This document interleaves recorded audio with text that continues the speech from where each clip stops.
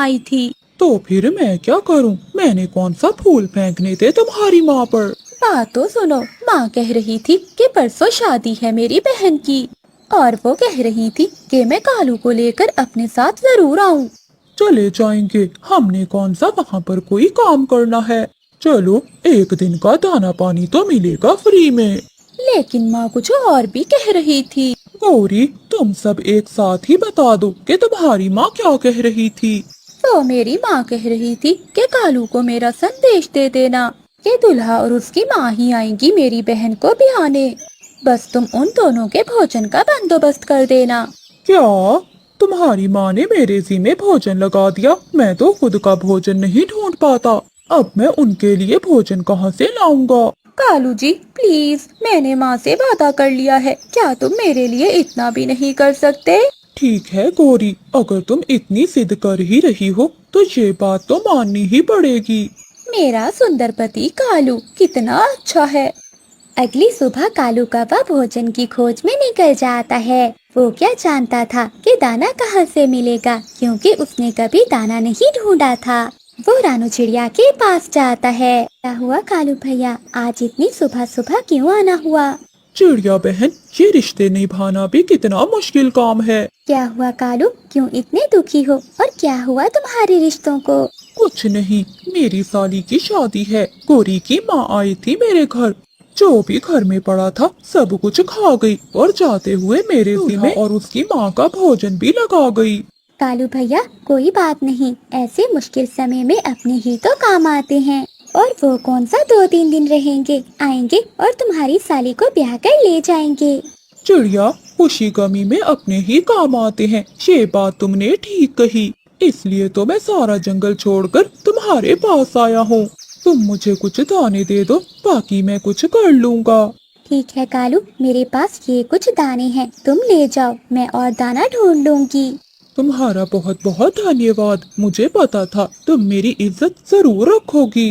फिर कालू कौवा वो चंद दाने लेकर वहाँ से चला जाता है। वो सीधा मिठू तोते के पास जाता है। अरे कालू, यहाँ कैसे आना हुआ, और ये दाने कहाँ से चुरा कर लाई हो? मिठू, चुरा कर नहीं लाया, चिड़िया ने दिए हैं मुझे। मेरी साली की शादी है, सास मेरी बहुत गरीब है, इसलिए चिड़िया ने खुशी से मेरी मदद की है। अगर तुम भी कोई मदद करना चाहते हो तो कर सकते हो। ना भी ना, मुझे नहीं करनी कोई मदद, तुम्हारी सास है, तुम ही करो अपनी सास की मदद, मुझे कोई शौक नहीं। मिठू यार, मुझे पता था कि तुम मेरी मदद नहीं करोगे, लेकिन चिड़िया कह रही थी कि ऐसे मुश्किल समय में अपने ही काम आते हैं। प्लीज एक अमरूद ही दे दो। अच्छा, चिड़िया ने कहा है तो ये लो एक अमरूद, क्या ही याद करोगे तुम। फिर कालू कौवा वो अमरूद भी लेकर वहाँ से चला जाता है। वो बहुत थक गया था। वो आराम करने के लिए एक पेड़ पर रुकता है। वो अभी बैठा ही था कि उसे अपने सामने एक कौवा आता हुआ दिखाई देता है। मैं बहुत थक गया हूँ, यहाँ बैठकर थोड़ा आराम कर लूँ तो तुम्हें कोई एतराज तो नहीं है? नहीं नहीं, मुझे क्या एतराज, बैठ जाओ तुम भी।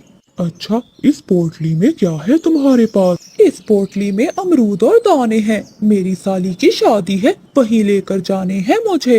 अच्छा, तो मेरी तरह तुम भी अपने ससुराल का बहुत ख्याल रखते हो।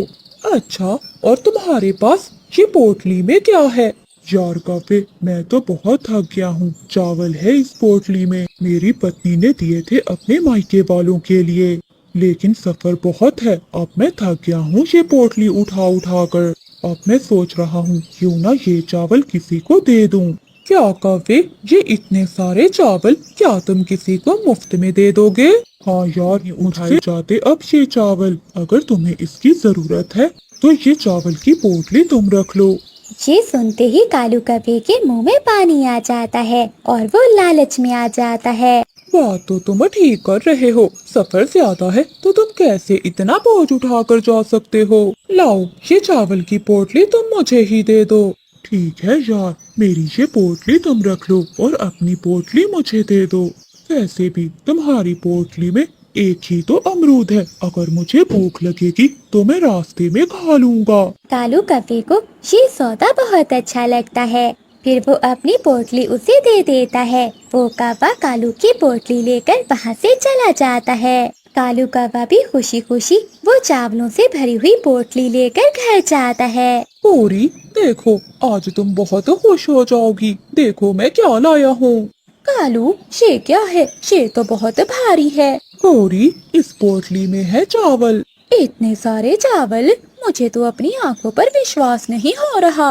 गौरी, मैं गुजर रहा था पास वाले जंगल से, तो वहाँ पर चीलें कुछ पक्षियों को मार रही थी। मुझे देखते ही उन पक्षियों ने मुझसे मदद के लिए कहा। मुझसे रहा नहीं किया। मैं जल्दी से वहाँ गया और अपनी तेज चोंच से उन चीलों का काम तमाम कर दिया। वो सभी पक्षी बहुत खुश हुए और अपनी खुशी से ये चावल मुझे दिए हैं।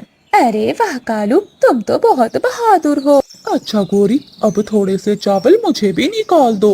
नहीं कालू, मेरी माँ को चावल बहुत पसंद है। अगर ये पोटली खोली तो तुम रात में ही ये सारे चावल खा जाओगे। फिर वो दोनों पति पत्नी सो जाते हैं। अगली सुबह कालू और गौरी वो पोटली उठाकर अपने मायके की ओर चले जाते हैं। आओ गौरी बेटी, कैसी हो तुम?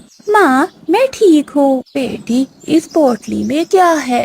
माँ जी, ये चावल है, आपका दामाद लाया है। कितना सुंदर है मेरा दामाद जी, और मेहनती भी। बेटी, लड़के वाले आते ही होंगे। तुम इस पोटली से चावल निकालो और अच्छे से साफ कर लो। जी माँ, मैं अभी करती हूँ। अरे ये क्या कालू, इसमें क्या है? ये तो सारे पत्थर हैं।